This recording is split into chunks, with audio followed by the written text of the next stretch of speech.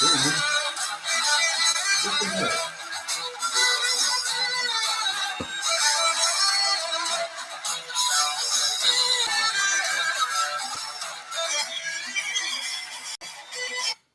were just having to say hello, everybody, by the way. We were just having a discussion of how we're all a little bit tired and worn out. Obviously, we had the first presidential debates last night, and we were all here. And of course, there's political meeting afterwards because politics is not exactly a 9-to-5 job. So we needed a little something to get us going. And that was, of course, Two Cellos with their Whole Lot of Love cover on cello. It's kind of in the name, which I just find really cool. Hi, I'm Rob Anderson. Welcome to Swampside Chats, episode 19. I think we're up to now. It is September 30th. Tomorrow's October. We are 34 days away from the election. Obviously, early voting starts different times here in Louisiana. It starts October 26th, which is the day I will be voting early and in person. A lot of people have already voted by ballot, and make sure you get those in a timely fashion. Obviously, every state has different rules, so please, it's very important this year. Vote. It's your right. It's your duty. We can do it working together. So that's where we are. A lot of news going on. Obviously, if you watched the presidential debates last night or followed my live tweets, said we had quite a big audience on that one. Obviously, you'll know what happened. That Biden presented his plans as described, and Trump basically did attack ads on Biden. All he defended was how great his record was up till last year. This year is terrible, but somehow that's Biden's fault. So vote for him for 4 more years. So obviously, I don't advocate for Trump. I'm going to be voting on October 26th for Joe Biden and Kamala Harris. The cat's out of the bag, in case we'd been subtle about that. We definitely need to take our country back to push back against this rise of fascism. Some of the big news today was, of course, when asked directly if Donald Trump would condemn white supremacy and the Proud Boys, he sort of avoided the question and told them to stand back and stand by. Well, at first he said, sure. So some people take that as a defense. Of course, sure. Of course, that seems very cavalier to me when somebody asks you, do you condemn white supremacy? The answer is yes, I condemn white supremacy. It's a very simple question, very simple answer. By throwing out those dog whistles, obviously we have APA research that follows Parler and other sites. They absolutely took that as a call to arms. So we urge everybody to be calm. We do not advocate for violence in any way, and get out and vote. That's how you can fight back against this. They're just small factions that are itching for a fight. Don't give it to them. Fight back in the, pardon me while I reach for our traditional weekly cup of tea. And that gives me the impetus to introduce everybody. Campaign manager Claire Stagg is not here tonight. She's off saving the world in other ways, obviously with prearranged knowledge, but not to yours. But now you know. So Claire Stagg is not here. Deputy campaign manager Ash Levesque is here. Say hello. And of course, social media director Dave Longlene. Howdy. So we're all here. We're going to keep it short tonight. If you have some questions, get them in early. By now, I would hope that everybody knows what our policies are. Obviously, I will, from now until I am no longer doing this, always interact with you, always take your questions, and always try to find you answers. And that much remains to be true. However, we do this every week because we said we would. Some weeks are going to be longer than others. We're all pretty worn out. We need music. We need tea. We need companionship. We need empathy. Sometimes you gotta, fall back and take a break. I think Dave did get a half an hour playing some video games in there. 45 minutes. 45 minutes. So Dave got a small break at the end of the day. We tried to get him right before Swampside Chats after other duties. And of course, Ash and I have to go do some other work after this. So, it's a busy schedule. It is how it is up until November 3rd. We're here for you. But that doesn't mean I'm going to be here all night. Just letting you know. If you have questions, by all means, fire them out. If you want to shout out, if you want to talk about anything specific. Otherwise, I'm going to address some of the points of national interest and local to our district. And then we're going to call it a night. And if you have any questions, of course, you can always comment or send me a DM or send me an email. We are at robandersonforcongress.com. There's an info. Is it info at, Dave? No, just info. Info on the Rob Anderson for Congress website. I assure you, I see those emails. They get filtered through, and if you need to get me a question, it'll get to me eventually. If you have a question just for the campaign, send it to info, and they'll handle it for you. Believe me, my staff is responsible. That's why they're still here 9 months later. We have good people, and that's why we're in it to win it. Don't see any questions yet, so let's talk briefly about, and we're not going to make any public statements on this. However, what's up? Joanna Baker says, Rob, good to see you. Hi, Joanna. Good to see you too. Sorry. I just, low energy, trying to pour it in. Didn't have too many coffee beans because I do have to sleep tonight because tomorrow back to the other side of the district and then other stuff this weekend than usual. It's a wonderful journey campaigning. And it takes strong shoulders to do this, metaphorically. I don't mean you have to be a big, strong ex-driller. There are many great candidates. I meant strong metaphorical shoulders. It is hard to fight against the tide for the best for the people. Locally, a couple months back, maybe a month back, I'm just going to vaguely reference this. Dave and I have already discussed the release of messaging on it. Congressman Higgins posted an ill-advised post where he used the image of the NFAC coalition, or is it just NFAC because the C stands for coalition? Yeah, NFAC, yeah. Yeah, the C, which, well, it stands for Not Fucking Around Coalition. Sorry, not going to mince words. That's what it stands for. It's a group of activists who defend and protest and march for their Second Amendment rights. And coincidentally, they happen to be black. So this image was used by Clay Higgins where he said, if you come to our town, we're going to drop any 10 of you. And this whole blowback, deservedly so, that happened around a month ago on a Facebook post where it basically looked like he promised to shoot his constituents. And the coalition we have learned, and this is their story and not ours, so that's why I'm only touching on it because it is ongoing, has reached out to local politicians here in district to actually have a rally in district in response to being called out by Higgins, which they were. They were directly threatened and called out, and it is their right to march and to protest for the Second Amendment rights. So this is an ongoing story. We're watching it. We do believe in the Constitution and the First Amendment and Second Amendment rights of everybody involved. All we advocate for is, please, let's not turn it into violence and I hate to use the word both sides, but I don't want any hate groups in response to a legal protest. We caution that everybody just go out and listen to each other who plan to attend this rally. And if nobody starts any violence, there won't be any. These are legal protests. So that's what's going on in our district today. I think, was there any more local? Most of the news that we're dealing with lately is national. Yeah, aside from Clay's responses from right, and Clay's response is that's what I'm just touching on it. I'm not talking about the whole story. It's not our story. I'm merely saying that I absolutely advocate for free speech and I advocate for Second Amendment rights. We're not talking about illegal riots being planned or I don't know what accusations get wild. After watching the debates last night, I am really, really, really fed up with baseless accusations made while talking over your opponent. Not naming any names there on the Trump side, but That actually brings up a question. Sure. A question. Excellent. I would love to answer a question.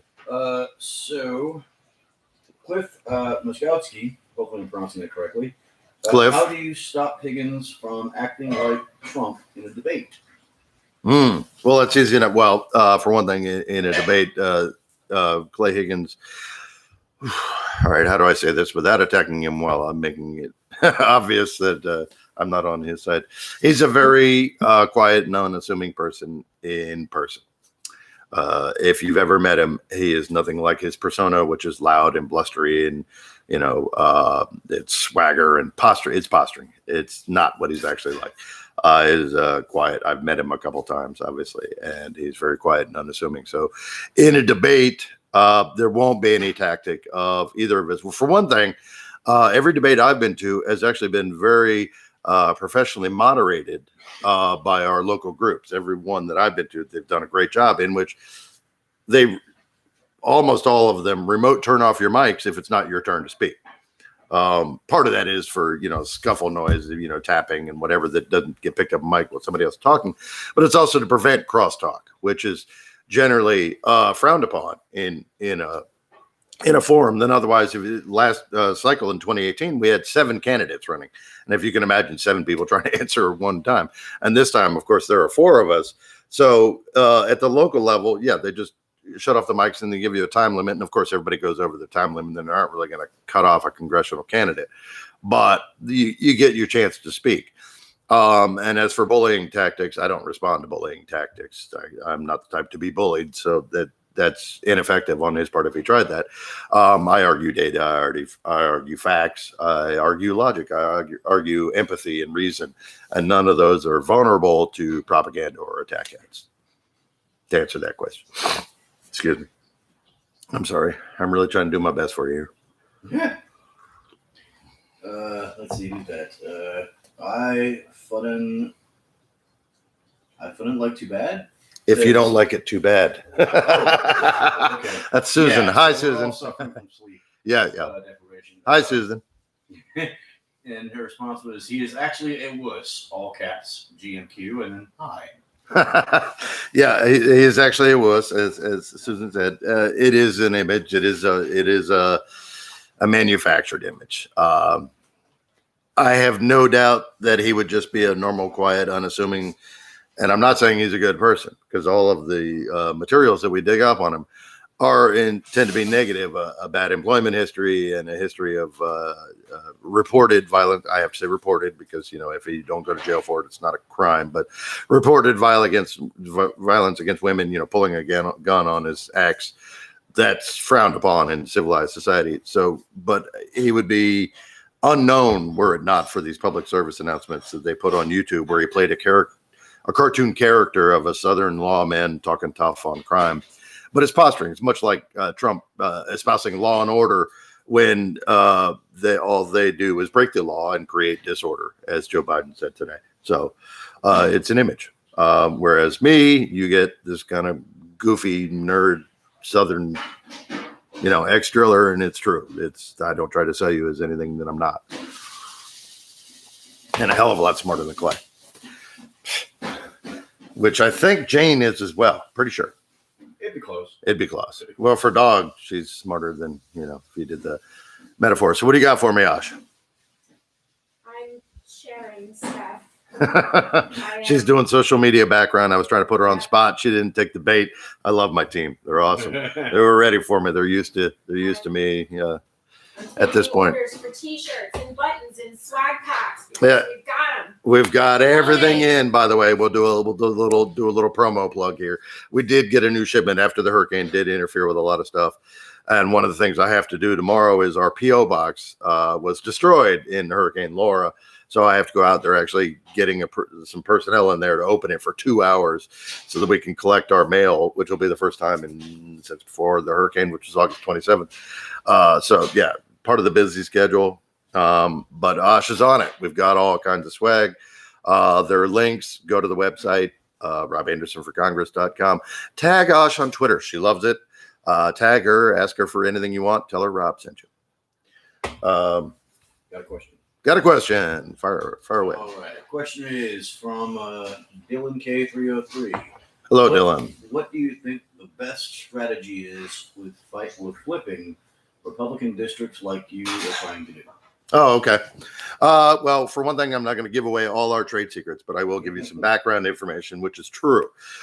We are not a red district. We are a non-voting district. And it's if you know fractal geometry, we are almost a symptom of what happened in the last presidential election, where fully 50%, 49.6, I think it was, of the registered electorate last time did not vote.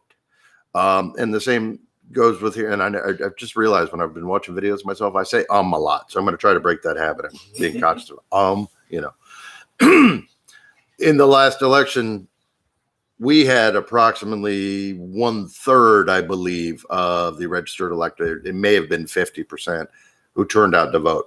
So our problem is not that we are a red district. We are an apathetic district. We are a district that has not had anybody to root for. We haven't had a reason to go to the polls. It's basically one Republican versus another, or some, and there are rumors, and I'm going to give you a little bit of the local dirt, that one party kind of props up another party to run as a candidate to a spoiler to spread out the vote. There are rumors of these things happening, and I'm not naming any names, and I'm not even insinuating that it's happening this cycle. We've kept the field small just from the strength of our campaign. That's the habit I'm trying to break. I do speak like that, so I'm trying to remove the ums. Bear with me. We're a non-voting state. We're a non-voting country. Everybody needs to go to vote. It's not the lesser of two evils. It's what can we live with that's best for the country moving forward, or best for our district moving forward. I am infinitely better of a choice than Clay Higgins is for every conceivable reason. I am a working class man, married for 30 years, raised 2 kids successfully through college. It's not an image, it's what I am. For most of my life, I paid about as much attention to politics as you do. I voted in each election, and I'd vote on local initiatives, but I didn't stop and worry about what President Clinton was doing or President Bush was doing, other than to occasionally curse them out like you do, or share a meme when Facebook started. But I never particularly cared about politics until it got to the point where it's obvious that all the players are bought and paid for by corporate interests behind the scenes. And I just wanted the chance for a regular person to try to get into Congress and to absolutely just be that regular person the whole time as demonstration. I don't have any background materials that we published that show, what I do or what I did. Just memories, my scrapbook. Here's my family. Here's what I've done. And that's why we're doing what we do. All right, a couple new questions. Sure. I'm actually going to ask them in reverse order from when they came in, because the second question is fairly easy to answer. Cliff Muskowski said, is there a Proud Boy problem in Southwest Louisiana? Well, down here we call them the 3%ers, and it's not necessarily a problem as much as an underlying part of the culture that I think clings to the old ways, and they're going to think they're right, and anybody who disagrees with them is going to think they're right. So we're talking about violence itself. You got to remember we're in a Jim Crow district. This Louisiana, a lot of the laws that were passed during Reconstruction were meant to gerrymander and suppress and build statues of Civil War generals in front of courthouses to continually keep the minority vote off the table. And so in that sense, is it part of our local history that needs to progress? Yes. Have there been violent attacks by Proud Boys in our district? I can't think of any in there ever. So we had a couple of lone wolves, but that was in the last. Certainly no Proud Boys rallies, nothing organized. And the 3%ers are not violent rallies. Don't agree with their ideology, white supremacy in any way. I'm just describing that there haven't been those outbreaks of violence, specifically that actually are more like ripping a bandage off a wound. Sometimes it needs to be done. And again, I don't want it to be done. I'm just saying we're still in it's sort of the subculture phase in a minority percentage of the district. Okay. Obviously, most of our district gets TV and cable and wants to catch up to the 21st century. All right. And question asked by, let's see, is it TLC Corville? How about old Clay voting against a peaceful transition of power today? Unreal.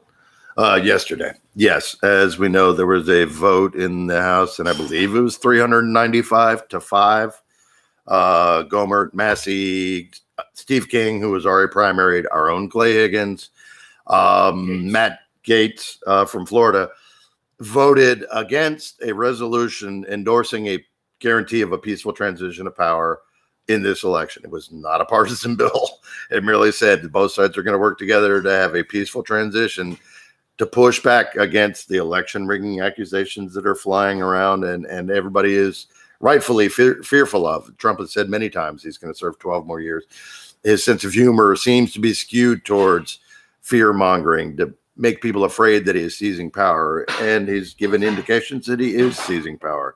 So we are rightfully distrustful of anything that would delegitimize the election, promising to stack the Supreme Court because he just believes automatically this election is going to the Supreme Court. I don't think the margins are going to be that close. I think Joe Biden's going to win in a landslide. Looking at the early voting numbers, people are entirely tired of these last 4 years. They see through the lies. They are not falling for the gaslighting anymore. I don't think it's going to be, a Supreme Court case and a coup, but the House did pass a resolution saying, let's just guarantee it's peaceful. All of us, let's have a country after this. Let's not tear down our institutions. And 5 congressmen all voted against it. And I haven't heard their individual reasons, nor do I actually give a shit. That's one you kind of vote for. Do I vote for the Constitution or against? Well, I'm an American citizen, so I vote for. End of story. Tristan Blackmore on YouTube said, made it today, Tristan. Dave, you beat me to it. Wow, how about that? Well, that's what y'all do. Any more questions?